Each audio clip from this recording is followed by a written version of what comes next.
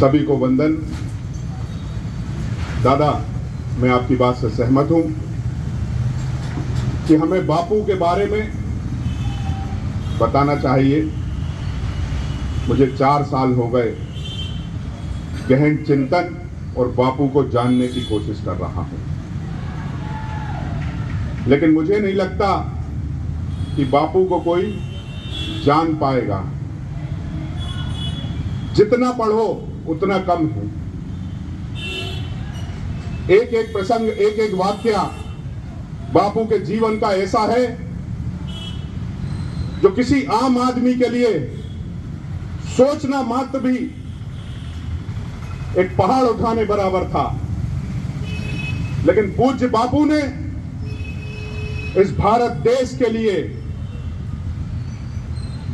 भारतवासियों के लिए जो बलिदान दिए, जो त्याग दिए, वो हम हिंदुस्तानियों के जीवन में एक नई दिशा और दशा के साथ भारत देश को आजाद कराकर हमारे सामने रख दिया। जब राम की बात होती है तो रावण की भी चर्चा होनी चाहिए। बापू को भले ही गोडसे ने मार दिया, भाजपा वाले, आरएसएस वाले, हिंदू महासभा वाले उन्हें भगवान मानकर पूछते हैं। गोडसे को हत्यारा कभी भी पूजनीय नहीं हो सकता। किसी की भी हत्या कभी भी सक्षम व्यक्ति हो या अक्षम व्यक्ति हो, कभी माफी के काबिल नहीं। और उस गोडसे ने ऐसे व्यक्ति की हत्या कर दी जिसके जीवन में यह सिद्धांत था कि किसी ने अगर मेरे एक गाल पर तमाचा मारा तो वह अपना दूसरा गाल आगे कर देते थे। महात्मा गांधी के पद चिन्हों पर चलने की कल्पना सिर्फ कांग्रेस परिवार के लोग कर सकते हैं। ये भाजपा वाले, आरएसएस वाले क्या जाने बापू क्या हैं। बापू इस देश की आत्मा में बसे हुए हैं। बापू इस देश की रगों रगों में बसे हुए हैं। बापू की चित्र को अपने ऑफिस से नेता हटा तो सकते हैं, लेकिन इस देश में रहने वाले, भारतीयता को मानने वाले, सद्भावना, समरसता, एकता को मानने वाले लोगों के दिल से, उनकी रगों से बापू को कैसे निकाल पाओगे। मैं प्रणाम करता हूं आप सबको इस विषम परिस्थितियों में भी। जब भाजपा का आतंक है, भाजपा के लोगों को द्वारा कांग्रेसियों पर अत्याचार किया जा रहा है, जिस तरह अंग्रेज उस वक्त हिंदुस्तानियों पर अत्याचार करते थे। आज भाजपा के लोग महात्मा गांधी को भूल गए, लेकिन मुझे गर्व है मेरे बापू पर, उस महात्मा पर, कि बिना उनका नाम लिए भी वे भी आगे नहीं बढ़ पाए। बापू को छोड़कर उनका ऐनक लेके अपनी प्रसिद्धि हासिल कर रहे हैं। मैं प्रणाम करता हूं आप सभी को, कांग्रेस जनों को, सेवा दल यंग ब्रिगेड के नए साथियों को और राहुल जी को, जिन्होंने कांग्रेस सेवा दल यंग ब्रिगेड की स्थापना की 2018 में।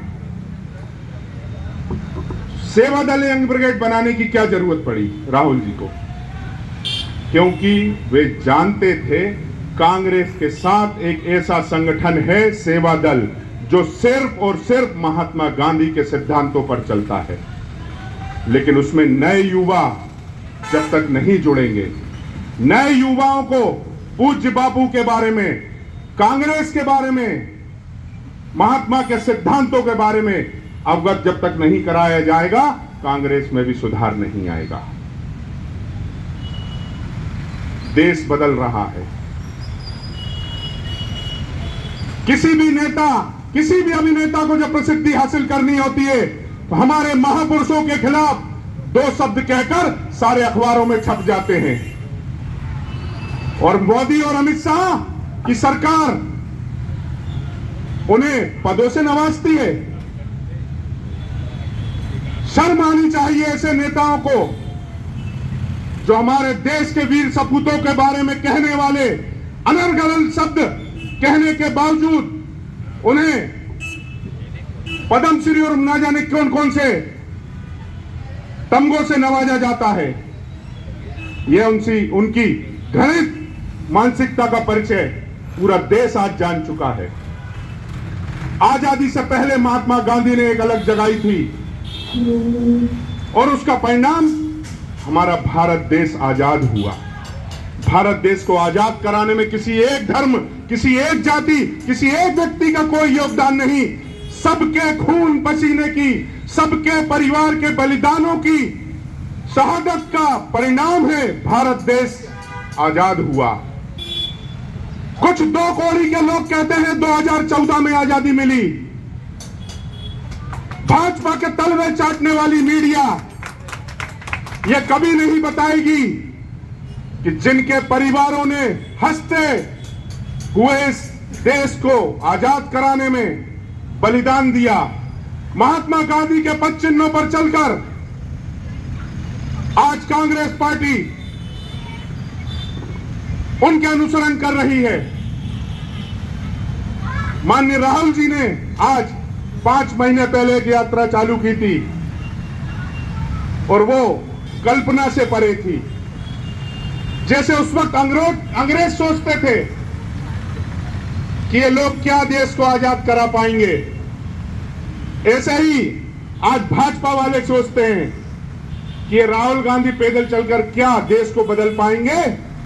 तो दलाल मीडिया ने राहुल जी की यात्रा को भी दिखाना वाजिब नहीं समझा। सोशल मीडिया पे भरमार मची हुई है। मैं फिर से प्रणाम करता हूं आप सभी को, वंदना करता हूं आप सबकी। छोटे से निवेदन पर हमारे आप सभी यहां पर उपस्थित हुए। पूज्य बापू को सभी ने अपने श्रद्धा सुमन अर्पित किए। हम लोग यहां पर सबसे पहले बापू के